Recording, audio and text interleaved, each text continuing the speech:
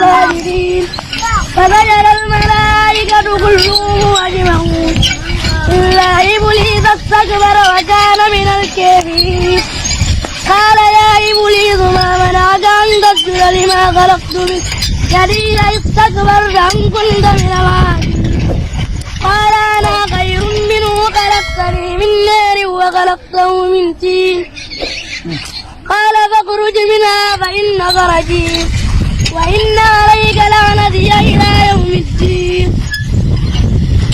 قال رب فأنذرني إلى يوم يبعثون قال فإنك من المنظرين कभी आवाज हक बनकर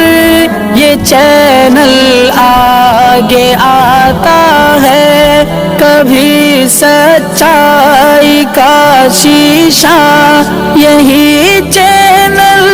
दिखाता है कभी अखबार